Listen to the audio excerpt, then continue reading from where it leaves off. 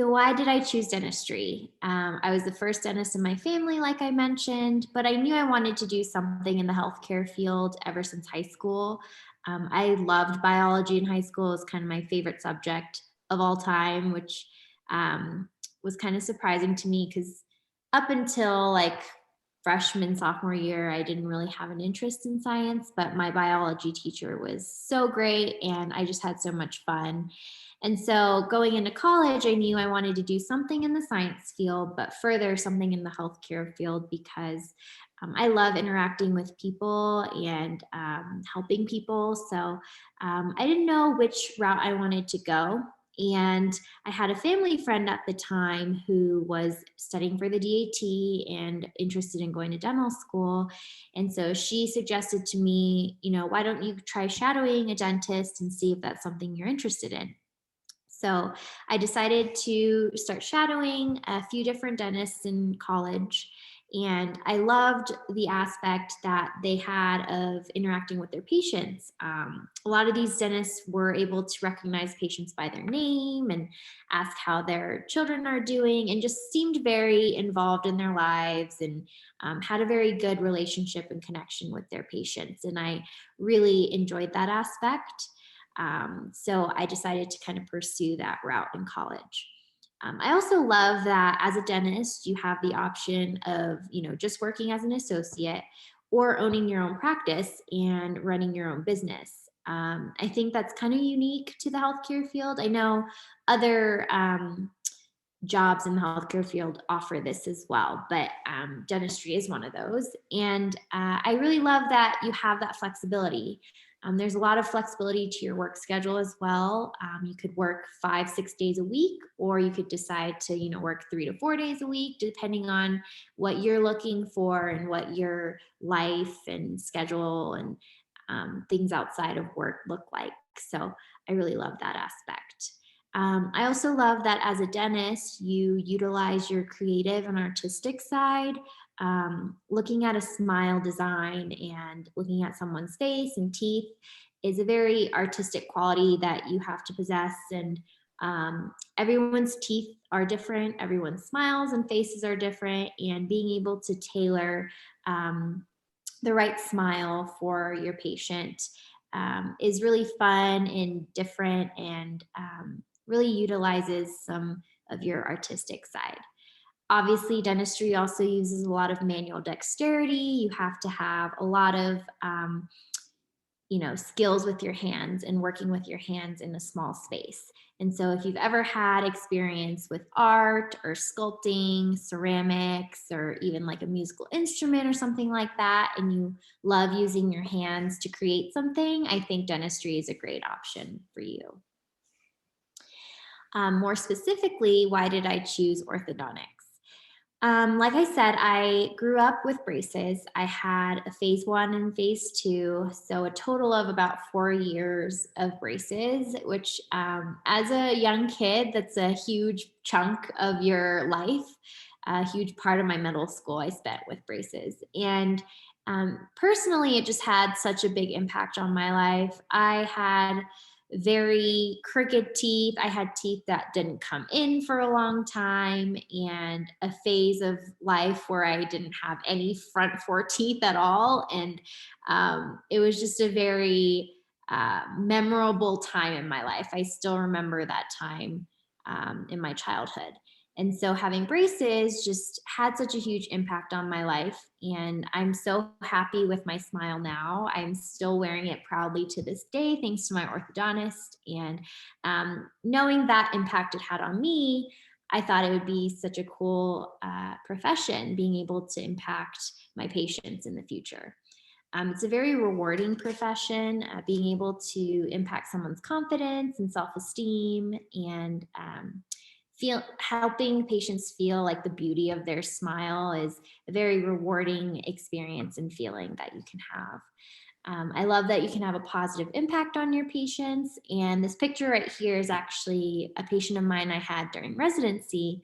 She was one of my favorite patients. She was so sweet and always came to appointments and was just very inquisitive about the process of her braces. And kind of near the end of her treatment, she told me that she's really interested in dentistry and that she decided to pursue it, after college, and asked for my contact information and asked if she could, reach out to me for any help and advice. And that was probably one of the most positive and rewarding experiences I've had thus far as a dental student and orthodontic resident. So it was a really special experience for me. I think orthodontics is also a relatively stress-free career.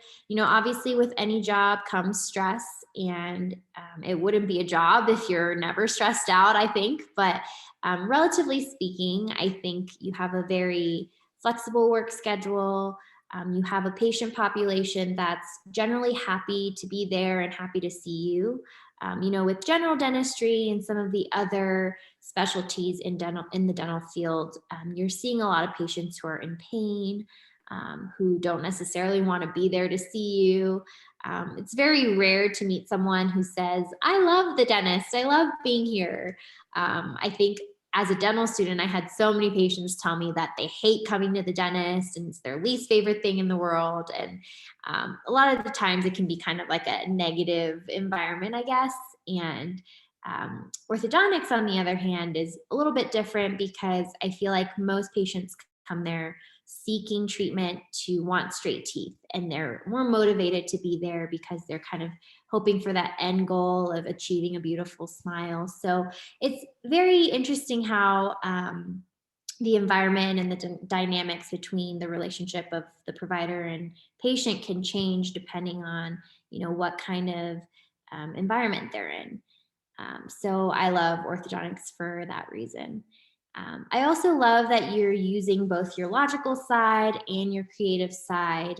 Orthodontics is very treatment planning heavy, very diagnosis heavy, and you have to use your brain to kind of solve a puzzle. Every case is different, and you have to utilize a lot of different tools out of your toolbox to kind of come up with the best plan for your patient in that moment.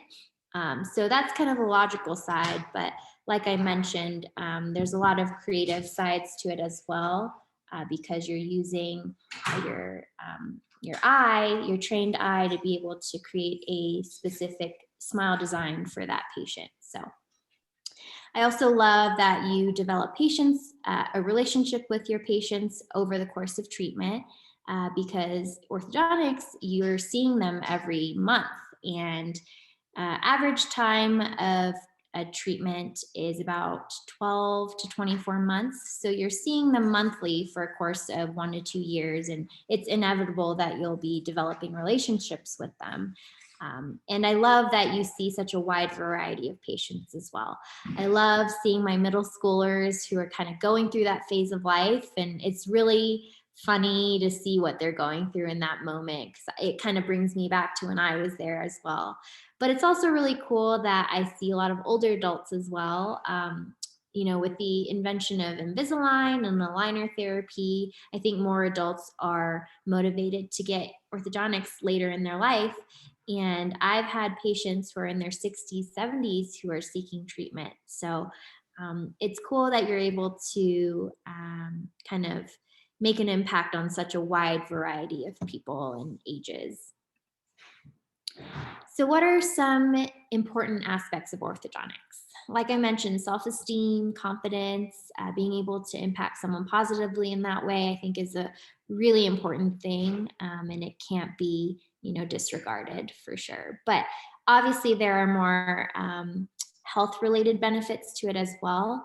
I think having straight teeth helps patients keep their teeth clean. They're more willing to put in the time to care more about their dental and periodontal health. If there's a lot of crowding and things too, you can see a lot of bone loss associated with that, a lot of gum health issues just due to the crowding and inability to keep those teeth clean and, floss in between those teeth every day.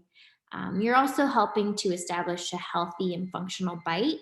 A lot of patients come in with very sore muscles or bites that they are not comfortable in because the teeth are not fitting the way they should. And by straightening them out and being able to establish that functional bite, it can actually help patients relax a little bit more in their bite and have a very functional bite where they can chew properly and use their teeth for the rest of their life.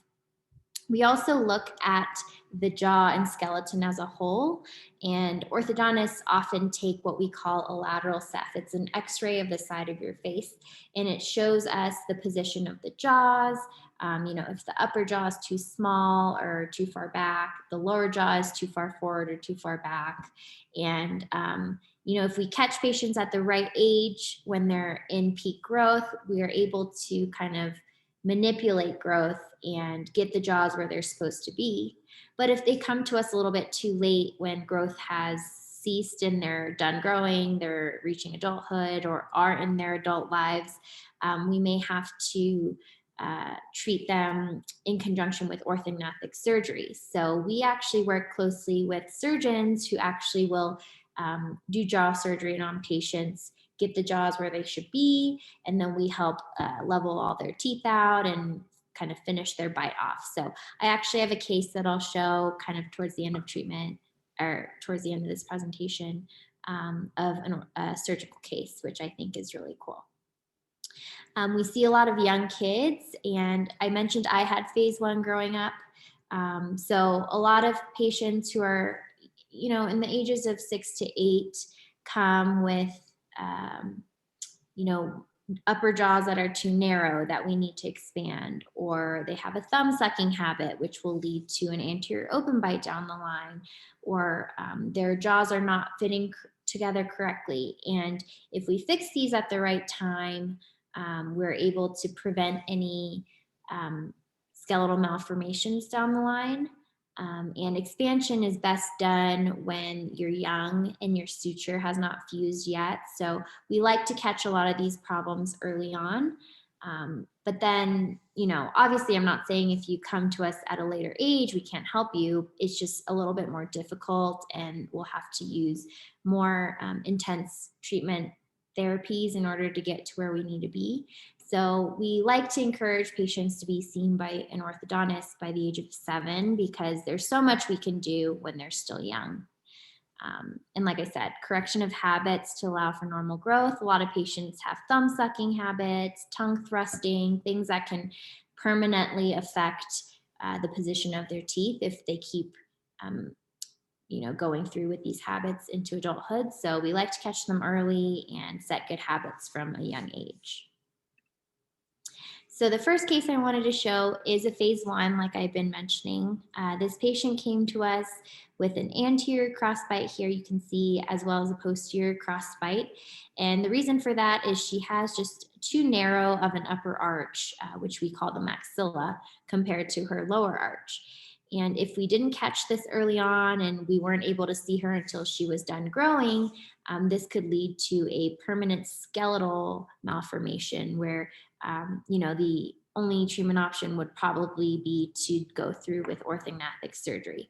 So it's good that we were able to see her at an earlier age. And goals for phase 1 are simply to just get the jaws where they should be, align any of the few permanent teeth they have, and kind of keep treatment under a year, get in and get out, and then set them up for phase 2 if they need.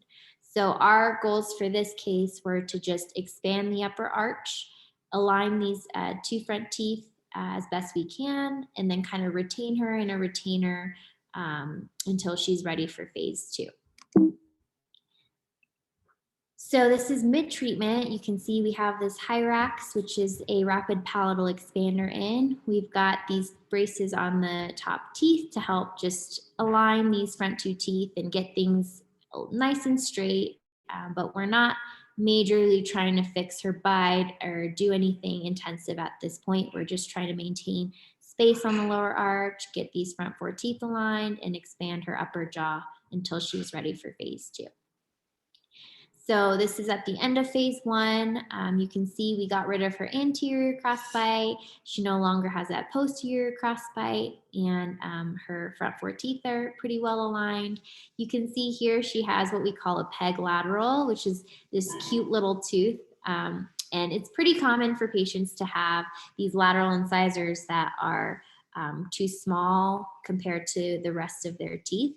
And so down the line, when she gets phase two treatment, she'll have to work in relation with her general dentist and her orthodontist in order to kind of make enough space for maybe a buildup or something that'll help match this peg lateral to the opposite side. But for phase one, I think we accomplished our goals, and she's ready to be watched and be put on a recall schedule until phase two.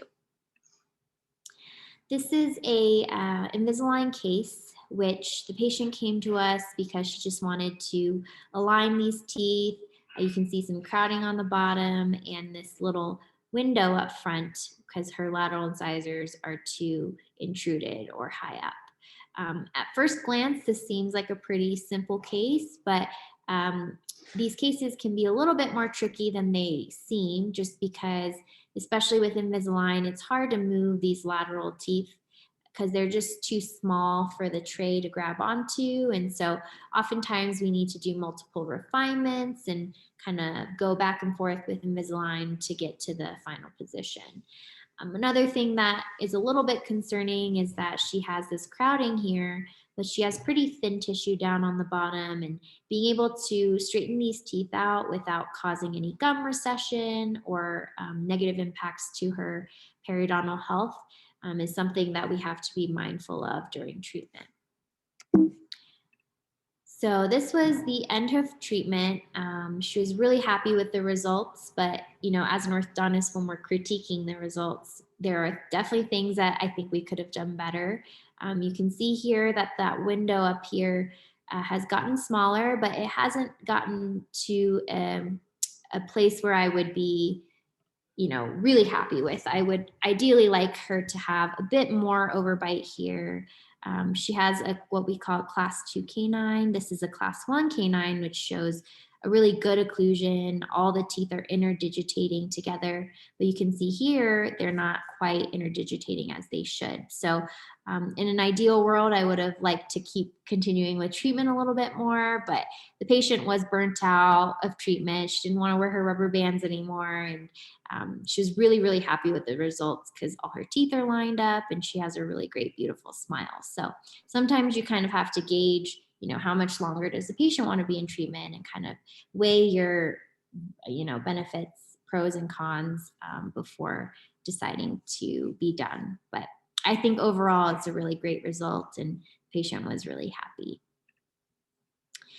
This patient is actually a extraction case, and I wanted to put this in here because a lot of times I've gotten many questions from people, both my patients and dental students as well.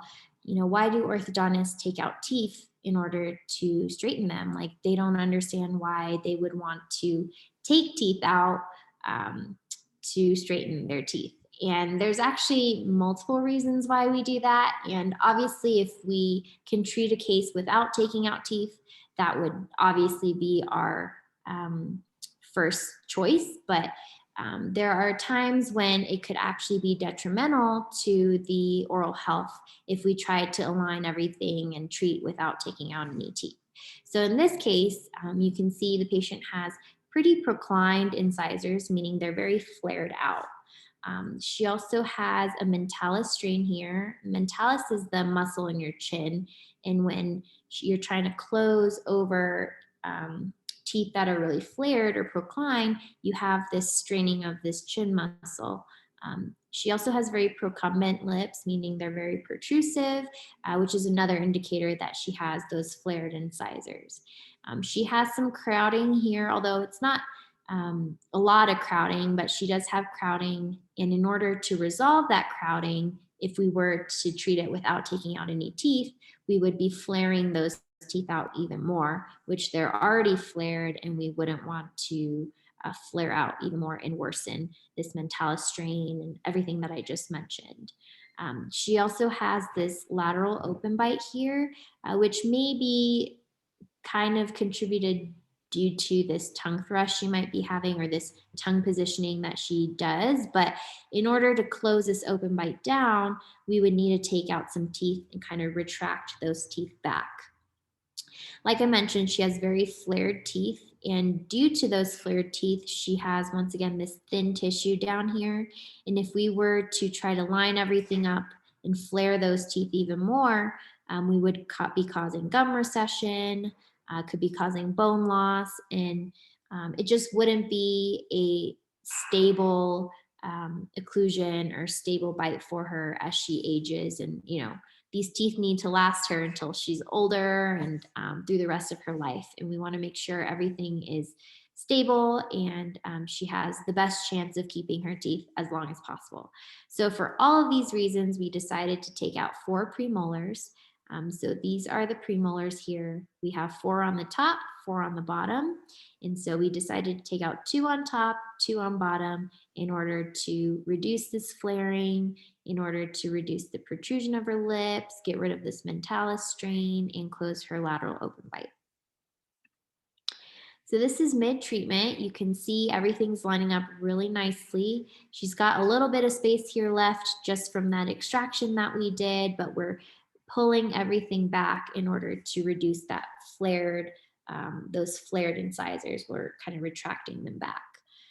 Her protrusion of her lips and mentalis strain is still there, but as we're retracting everything, this should be getting better and getting resolved. So this is the end of treatment.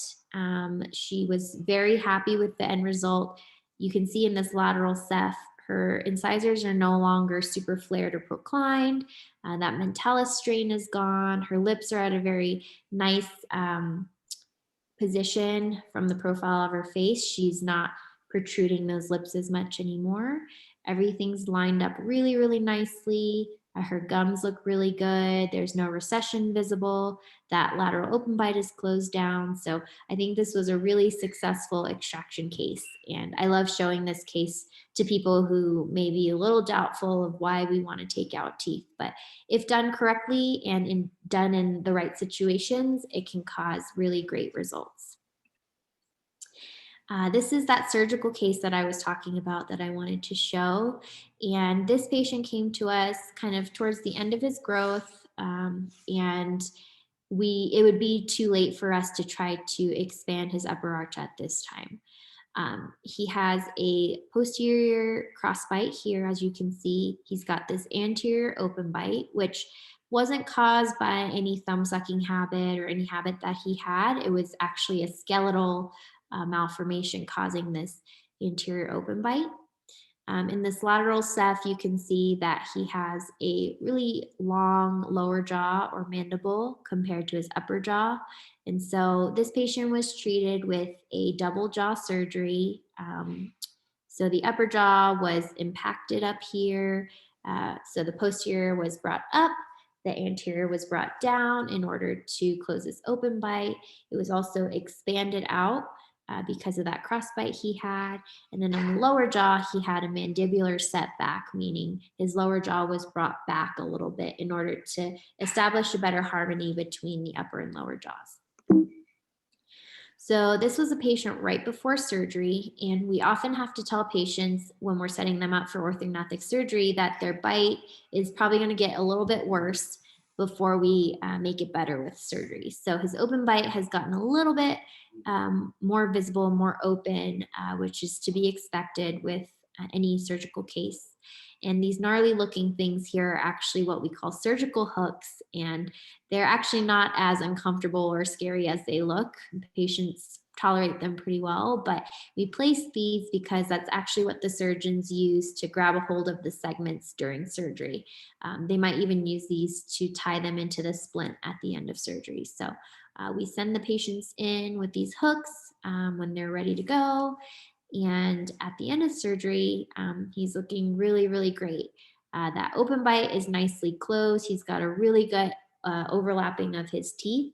He can actually bite into a sandwich now, and just have a very functional bite, and he was super happy with that. His posterior crossbite is no longer there. You can see that his upper and lower jaw are in a better position in relation to each other. These screws here show that they did that mandibular setback. He also had the upper jaw surgery, like I mentioned. And so the patient was really ecstatic. He has a really beautiful smile. And if it weren't for the x rays, you would never know that this patient had had orthodontic surgery. Obviously, when he goes to the dentist now and they take x rays every time, you'll see these screws in there. But I think it made such a huge impact in this patient's life, and was a life changing surgery for him. So he was really ecstatic with the results, and I was really happy to see how happy he was. So those were kind of a few of my cases that I had in residency. I haven't been able to add any cases since I've started working quite yet, but hopefully I'll be able to add to my portfolio down the line. But I wanted to talk a little bit about some of the tasks that an orthodontic resident might do if you're interested in going into orthodontic residency. Like I mentioned way in the beginning of this presentation, a really big part of orthodontics is diagnosing and treatment planning. The better that your diagnosis and treatment plan is, the more smooth that your treatment is going to go, the faster it's going to go. And it's like, building a house. You need a blueprint and you need to know your plan and how you're going to attack that plan. And if you go in without really knowing what you're going to do, it can cause a lot of unexpected roadblocks down the line. So the more you're prepared you are at the beginning, the more smooth and easier that treatment's going to be, both for you and your patient. Another thing that you'll be doing a lot of is consults. And this is the time that you are presenting your treatment plan to your patients and kind of earning their trust. It's a time for them to ask you questions, and it's a time for you to explain to them all the things that could happen with treatment, both good and bad, so that they're not surprised down the line. You have your initial bonding appointments where you're putting on their braces, their appliances, their attachments for Invisalign. You have a lot of SOS appointments because whether it's due to something that you did that caused poor bonding, or patients are just eating things that they shouldn't be, you're going to have so many broken brackets and things to fix. But these are pretty quick appointments that they come in for in order to fix any pokey wires, broken brackets, things like that. Reties are what we call those monthly appointments that you're seeing them for. That's where you tighten their wires, you move forward with their treatment. And it's really important that you tell your patients that they need to come see you at these reties regularly, because even just one missed appointment could set them back a month or two in their overall treatment.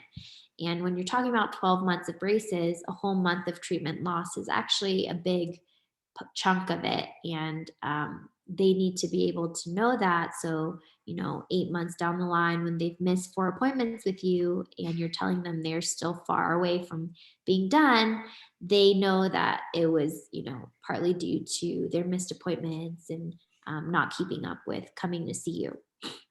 And then finally, debonds are probably the most exciting day for your patients. It quickly became one of my favorite days too, because just seeing how excited the patients were and how happy they were to see the end result was really rewarding. So I really like debond appointments because that's when the patients are super excited and happy with their end results. Some challenges and obstacles of being an orthodontic resident and also an orthodontist are that you're obviously going to have to troubleshoot issues. No matter how well you treatment plan in the beginning, sometimes it is inevitable that things are going to happen that you didn't foresee or predict. And you have to be able to think on your feet really quickly, because these 30-minute appointments go by really quick when you have to make decisions in order to progress their treatment in the right way. So, and during these troubleshooting moments as well, you have to be able to clearly explain to the patient what's going on and continually keep their trust and make sure that they're involved in the process as well. And kind of going into that a little further, my second point being mindful of your patient's concerns while delivering quality care. It's really easy as a provider to kind of get tunnel vision into what you're doing. And obviously, you're doing what you can to do what's best for your patient. But sometimes the patients don't really see that because they obviously don't know orthodontics or dentistry and they don't understand why you might be doing something that you're doing. And you know, they're usually there because they want straight teeth and they want a beautiful smile. And you, as an orthodontist, are thinking about a million other different things on top of that in order to deliver the best result for them. So it's really important to maintain a clear line of communication with your patients during their treatment, making sure that you're still listening to their concerns while trying to deliver the best care that you can. When you're out in the working world, I think managing staff and training your assistants is also, um, it can be challenging sometimes because being a dentist or an orthodontist doesn't mean you're just doing dentistry. You're also managing people and managing the staff that you're working with and being able to train them to be efficient. Minimizing office drama and things like that can be a little bit of a challenge sometimes. Making sure that you're staying on schedule can be an obstacle during the day. Like I said, you're troubleshooting probably throughout the day, and there's a lot of times where you might be thrown off your schedule, and you have to be able to manage your stress and work really quickly so that there's not a waiting room full of patients who are waiting to be seen and you're running behind schedules. So, being able to manage your time, manage your stress, and keep your cool while trying to do a million things at once can be a challenge, but something that I think every provider learns as they work. And then something that's kind of inevitable that every dentist is going to go through is difficult patients. You know, I said that most of my patients are really pleasant and happy to see you, and it's a really fun, relatively stress free environment. But there are patients that are going to be more difficult. And even though you're trying the best that you can to deliver the best care for them, there are going to be patients who complain or are unsatisfied with what you're doing for them. And being able to stay empathetic towards these patients and still you know talk to them in an empathetic manner can be really challenging, but I think it's a very important quality for any healthcare provider to be able to do and to be able to have. So it's a challenge, but it's also a very important life skill, I think, to have. And I think we're really lucky to be in a profession where we have to be empathetic and we have to learn these skills. So, if you are interested in dental school, there's a million things I could tell you about and a lot of different advice that I could give you. But if I had to kind of boil it down to 3 points, it would be these. The first, I would say, explore all your passions and make sure that this is the route that you definitely want to go down. Dental school is a grueling 4 years and it's not easy. I'm going to admit it's pretty tough, and there are going to be moments that you kind of question why you ever did this. At least for me, but if you know that this is what you're truly passionate about and what you really love to do, I think you're going to be able to make it through those 4 years despite all the stress and challenges that you might go through. And so, in order to explore this, I would say gain as much shadowing experience as you can during your high school and college years. Um, Talk to a lot of different dentists and specialists and see if this is truly something that you can see yourself doing for the rest of your life. And make sure that it's something that you're truly interested in, not just, for the money or just for the prestige or um, those things, because those things fade away. And making sure that it's something that you're passionate about is something that's more important, I think. Secondly, I would say diversify your resume. Good grades are obviously really important, but they're not the end all be all. And I think, especially now, the admissions teams are always looking for well-rounded candidates, and They are looking for people who are not just good students, but good people and people who they could see being colleagues in their field. So make sure that you keep up with your hobbies and things you love to do outside of just school and grades. And personally for me, I, you know, didn't have the best grades, especially my first and second years of college.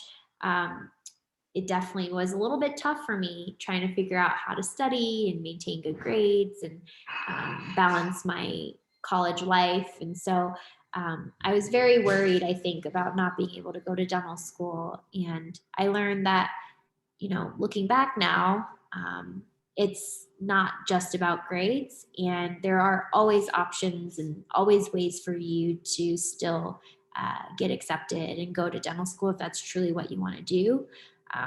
I met so many people in dental school who kind of had similar situations as me, where they didn't have that 4.0 GPA, but whether they took a year off before dental school to work and gain experience that way, or like me, went to a master's program for a year to kind of boost their resume and prove to the admissions committee that they could keep good grades and do well, or even took a year off to travel the world and had something really interesting to talk about in their resume and personal essay. I think it's really important to stay grounded and be a well-rounded applicant. So make sure that you chase your passions and your hobbies outside of just school and your grades. And then thirdly, I would just say perseverance. Like I said, dental school is very challenging, but it's also really rewarding if you make it through. So just make sure that you persevere.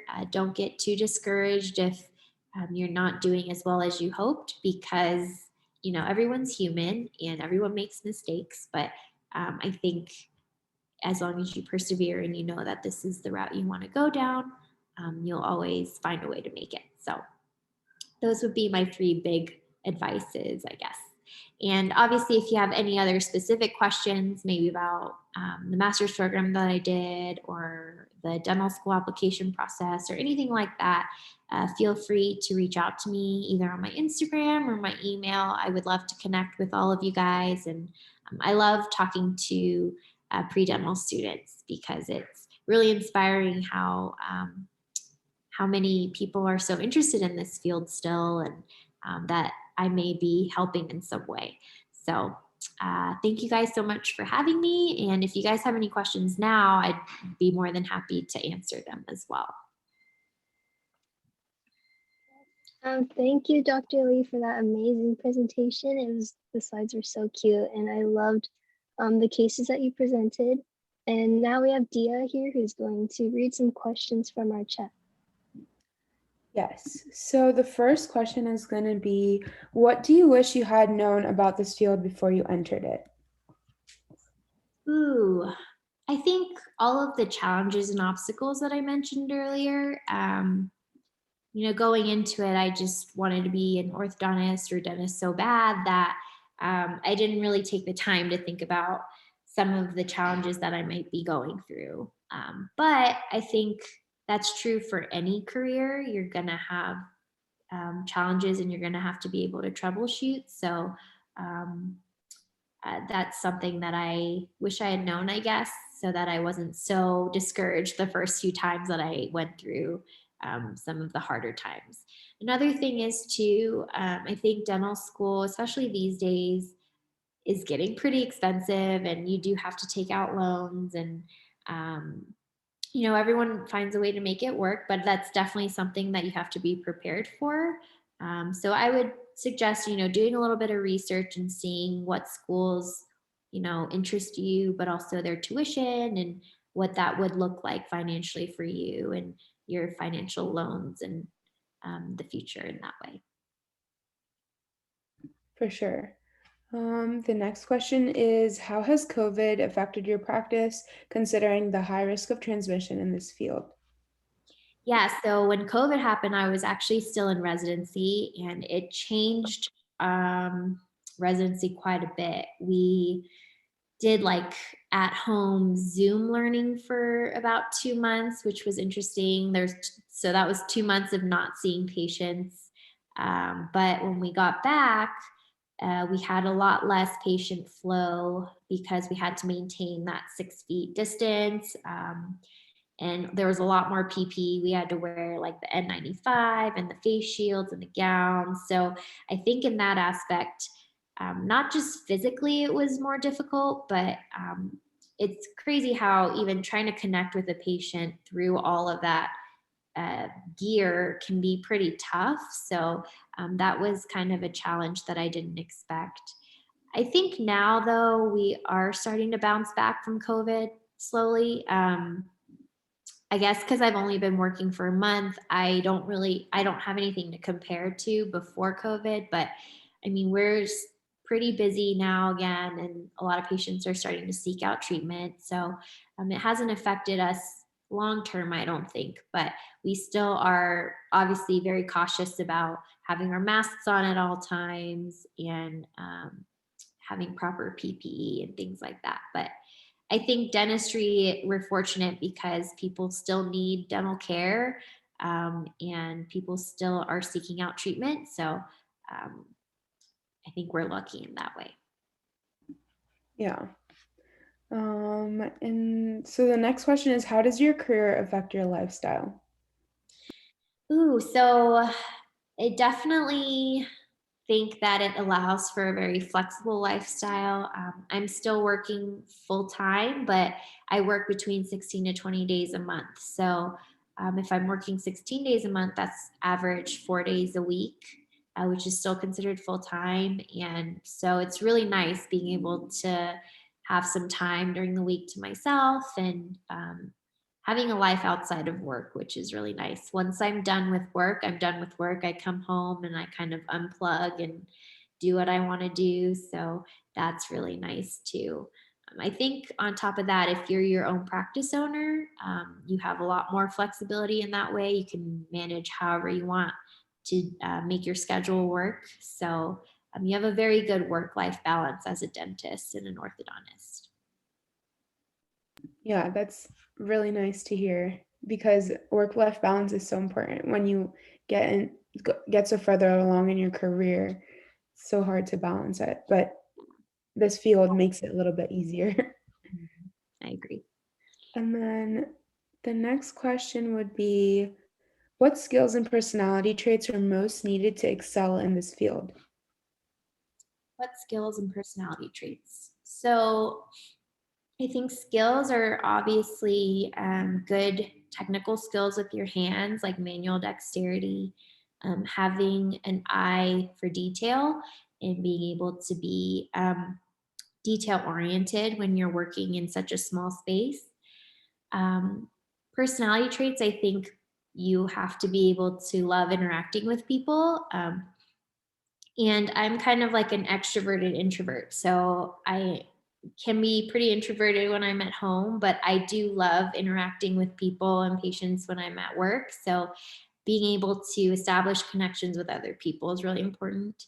And most of all, for any healthcare provider, I think empathy is a really, really important trait because you have to be able to want the best for them and kind of relate to them and what they're going through, what their anxieties might be, is really important, which is probably pretty obvious, but I think that's what I would say is empathy is probably the most important trait. Oh, yeah, for sure. I don't think I've ever met a dentist that didn't have that trait, which Yeah, I is very guess it would be a little worrisome if they weren't. yeah. Very. I don't think I would want to go to a dentist that didn't have empathy, for sure. Um, um, what is a difference between residency and dental school? So what is like one of the biggest difference you saw when you went into residency versus dental school?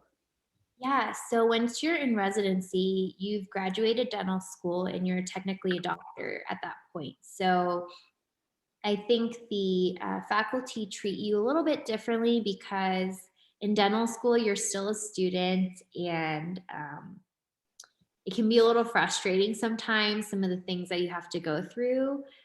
But in residency, at least for me, I felt like there was a little bit more of a level of respect that even faculty had for the residents. And you kind of feel like you have learned how to manage talking to patients at that point, and you're more assured in yourself because you've had those 4 years of training in dental school. So yeah, it was a very weird transition because all of a sudden, all the staff and faculty were calling me Dr. Lee, whereas in dental school, you're still just a student, and you very much feel that way. Um, but in that respect, I think in residency, you also had a lot more responsibilities because you are considered a doctor. So they held you up to a higher standard. You were expected to come more prepared and know what you're talking about before you're seeing patients. And you had that level of responsibility. So, which I think is great. I think it kind of drives you to do better when you have that expectation from you. So I think that was the biggest difference that I saw. Mhm. And if you had to pick a favorite year that you had, which year was your favorite in residency and why? Oh, probably my last year because that just meant you're closer to the finish line. So my program was 2.5 years, and most orthodontic residencies are about 2 to 3 years. So by the end of like the second year, I was pretty ready to be done being like a student and finally entering the working world.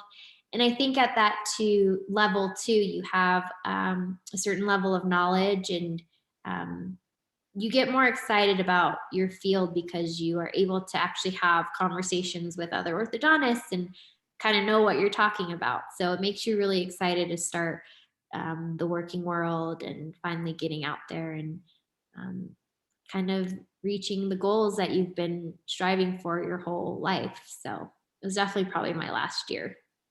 Oh, that's so exciting. And I believe that's it for the questions for tonight. But thank you so much, Dr. Lee. Your session was so informative and I loved hearing all about it.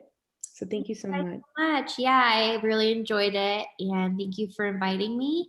And if you guys have any other questions, you can just reach out to me anytime. For sure. Yep. And with that, we'll end the session here. Thank you, Dental Shadowers, for watching. I know it was a little bit laggy, but thank you for sticking through with it. And also thank you, Dr. Lee, for taking time out of your busy schedule with us. Yeah, We really appreciate it. thank you guys. Have a Yeah, have a good night, everybody.